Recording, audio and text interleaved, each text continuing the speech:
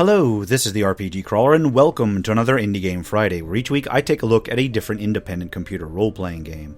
This week I'm taking a look at another roguelike, Stay Safe, Labyrinth of the Mad. Developed and published by Yellow Cake Games, it was released on Steam back on August of 2019.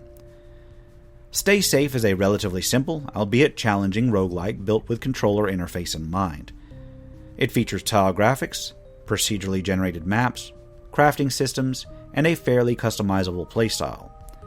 It does have permadeath and limits saving, which can actually cause issues with certain other issues involved with this game, but I'll get into that later.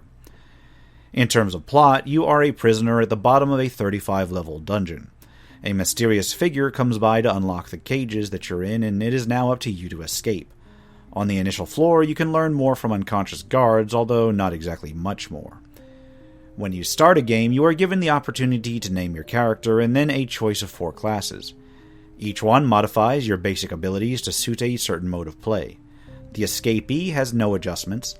The fighter increases offense at the cost of defense and magic.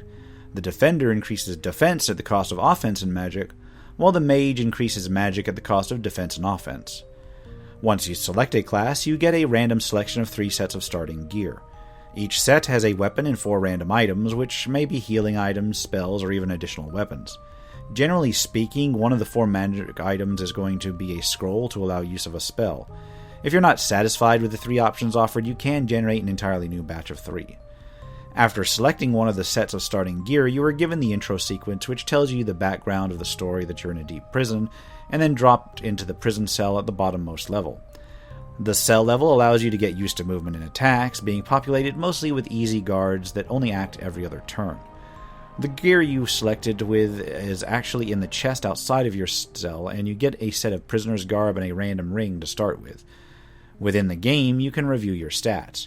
Each character has strength, which shows the damage that they do in combat, defense, which adjusts the damage that they take, magic, which governs how strong their spells are, attack percent, which shows how accurate they are, evasion percent, which is used to completely dodge incoming blows, and then critical hit percent, which governs critical hits. Under most of these stats are listed the gear that contribute to it, at least later on in the game when you start actually accruing equipment.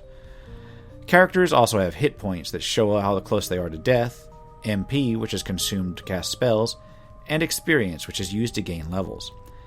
There is also a general gold total used to buy things from vendors and purchase services on sanctuary levels. Each character can hold 40 items and has 6 equipable slots. Notice that the equipping an item to a slot doesn't actually take it out of your general inventory, so you are limited to 40 items total. Items you can equip include pants or boots, armor, a head slot item, an accessory, then a right and left hand slot item. Some items are two-handed and equip in both right and left hand slots. Within the inventory, you may also inspect the items that you have, which shows the various adjustments they give your stats, as well as any status effects that they inflict. Some items may inflict special statuses either on yourself or on your enemies. Have a care when selecting them, since not all the status that are given to you are beneficial, and not all the statuses that are given to enemies are actually harmful. From the inventory screen, you can also access recipes, where you can create items from material you've collected. Material is generally gained by deconstructing gear that you find and don't need, although you can occasionally find individual pieces elsewhere. Initially, you start with several very basic recipes, but you can uncover scrolls that teach you more recipes further in the game. The various items that you have in your inventory can include not only equipment, but also crafting material and consumables. Equipment does wear down as you use it, so it may be useful to keep 1 or 2 spare items just in case. Equipment can also form sets that give bonuses when you have all of a particular set. Most crafting items stack, but only a few consumables stack, so this can really eat up your inventory space quickly. Consumables include food, which is the primary method of healing in the game. The only other healing comes from when you level up or you're subjected to some sort of special healing effect, such as a scroll or potion.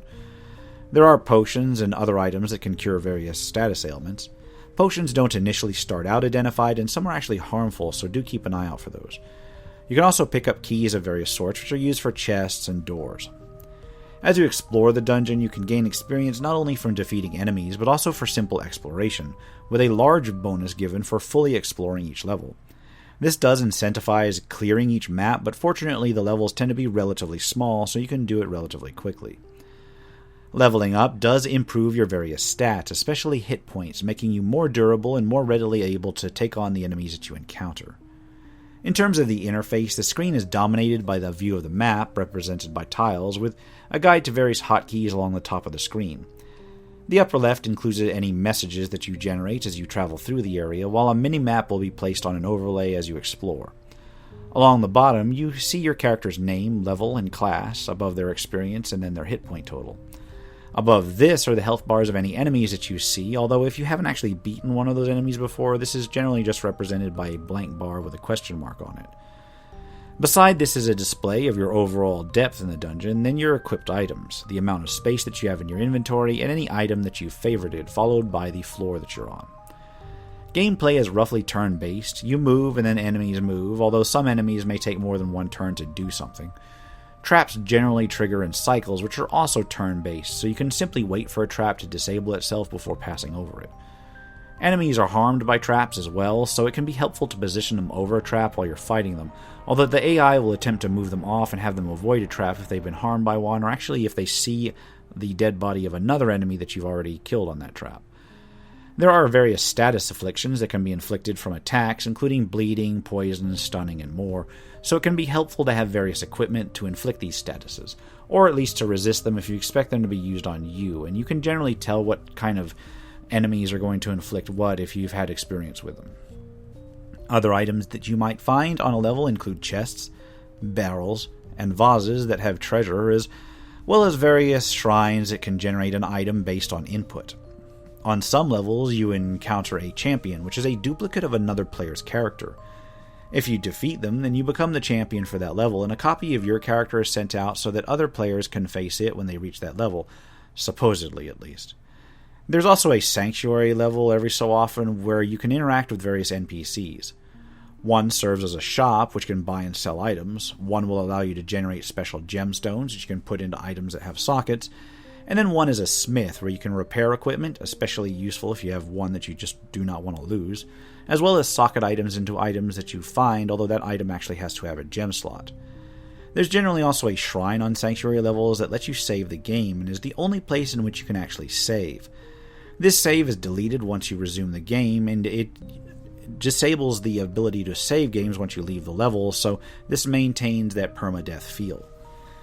Otherwise, the game just follows some pretty standard roguelike tropes. In terms of graphics, it uses a lo-fi pixel style that has a retro feel but isn't too blocky. The music is actually pretty good, although not spectacular. The interface is a little bit rough, but simple enough to navigate, and the gameplay is really suited for a gamepad, although keyboard input works just fine. I'd say that the challenge is a little bit spotty. Like many roguelikes, it can be beholden to the random number generator, and the fact that healing is so limited makes starting with a lot of food more valuable than a lot of other starting sets. Some special status effects are far more useful than others as well, so a priority may be given to items that inflict stuns over ones that actually do more damage. I'm not entirely pleased with the saving mechanic. I can totally understand not wanting to allow save and quit from just anywhere, but the sanctuary levels are kind of far between, and your save is deleted once you leave, so if you actually save and then quit, then come back later, at least for me it seemed I couldn't actually save again on that level, so be sure not to come back after you quit unless you have time to slog to the next sanctuary point. Furthermore, if you crash, well, that counts as a permadeath as well. Another thing to note is that the procedural generation tends to reuse a lot of layouts, at least from what I saw. So while enemy placement, stairs, and items can vary between different versions of a level, you may very well see the same general map layout between some playthroughs. Stay Safe is also a little buggy. Now, it crashed once during my brief time playing it, though that was in a position where I'd already died, so it didn't really impact me too much, although I understand there can be other instabilities as well. Some have been worked out over patches over time, so just keep that in mind. Overall, Stay Safe is otherwise a pretty neat little roguelike, especially considering the price. Perhaps not as involved as some of the classics, the presentation at least is straightforward. If save states were a little bit more common, I'd have a little bit more regard in terms of considering it a casual little time waster between other activities. Still, it may be worth checking out if you're a fan of the genre, especially if you can grab it on sale. And on that note, I'm going to wrap it up here. This has been the RPG Crawler with Indie Game Friday. Stay safe, Labyrinth of the Mad. As always, I'll put a link to where you can pick it up below. If you like what you've seen, remember to leave a like, comment if you got any feedback, and subscribe for more RPG content, both tabletop and computer. Until next time, take care and goodbye. And if you're still watching this far, I'd like to take a moment to thank those who have supported this channel via Patreon or direct donations throughout the years, without which this channel could not have lasted as long as it has. For those who are feeling particularly generous, you can still support my work through Patreon and now through Subscribestar as well, through the links in the description below.